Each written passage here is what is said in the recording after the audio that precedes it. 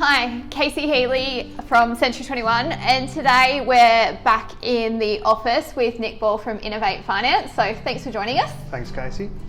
So I thought we'd have a quick chat today about what's happening in the finance world and what's happening post-COVID. So what are you seeing with approvals, applications?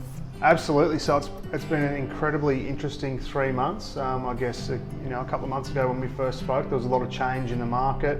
A lot of policy changes and a lot of scrutiny on potential borrowers. What we've seen probably over the last 3 months is some of that relax, but on the same front, we've actually seen an aggressive approach to pricing. So we've seen interest rates continue to go down on the back of, we're at record low cash rate. Yep. So we've continued to see banks competing against each other for quality borrowers, which has been really good. So for those that haven't been too affected from what's going on, there's been some really good wins out there in the market. Oh, that's awesome. So for our landlords, obviously cash flow within their property is a big benefit. So how can talking to a mortgage broker improve your cash flow of your property? Yeah, and that's a great question. I think there's probably two key fronts. There's on the interest rate front is probably the easiest one and the one we all think of first, and that's ensuring that you have a low interest rate and it's competitive in the market where we are today. So that's the easy one. We can run off that any day of the week. And how often how often should you review your mortgage or your interest rate? At least 12 monthly. Now that I'm not trying to say there that you should be refinancing every 12 months, but you should be checking in with your lender or your broker and making sure that you're still in the market, because we're seeing things change dramatically over 12-month periods now. The world's so fast, so everything happens quite quickly. And then again, probably on the second front, and it's a little bit more to it, is around the structuring of your investment loans. So whether that be the repayment types, be it principal and interest only, also the term. So how long is that loan being paid back over? Is it 25 years? Is it 30 years? Is it 20 years? Those things can all have a big effect on the cash flow of your property. Fantastic.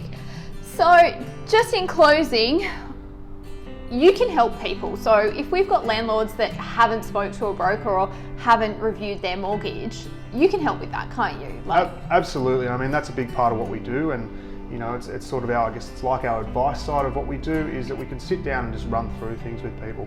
Often, we come across people that are in a really good spot and what they've got currently is great, and that's just it's a tick box exercise and ensuring you've got what is good for you in your individual circumstances. But in many other cases, we can identify some other strategies or opportunities out there in the market to make it easier.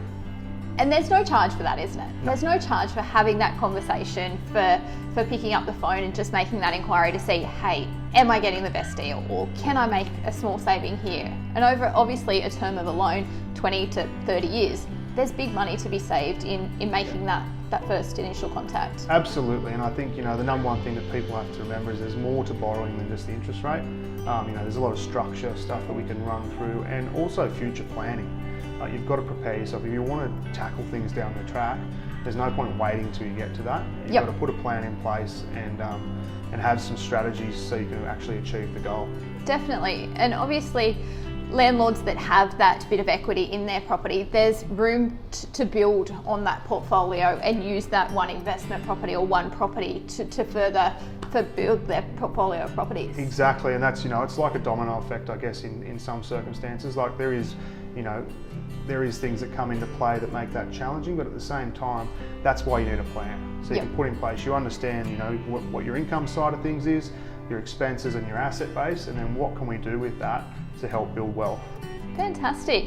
So pre-approval process at the moment for first home buyers or people coming into the market, how have we seen that? Yeah, look, it's been quite interesting. So a lot of banks over the past 12 months have either ceased doing pre-approvals or are no longer doing fully assessed pre-approvals. But we still do have a number of banks in the market that are doing fully assessed pre-approvals for whether you're a first home buyer, investor, or whatever it may be. Look, my big thing always is if you're going shopping, you take your wallet. So if you're out there looking for property, you need to have a pre-approval, just so you know what you can spend. Exactly, because you don't want to leave it up to the risk of a bank. You want to take a bit more control into your court and empower yourself. Fantastic. So If you think you need to speak with Nick, or you want to investigate where your mortgage is or how you can improve your cash flow, please reach out to give myself a call or give Nick a call. We'll tag him in this video. We're both here to help and help to maximise your return. Thanks, Casey. Ta.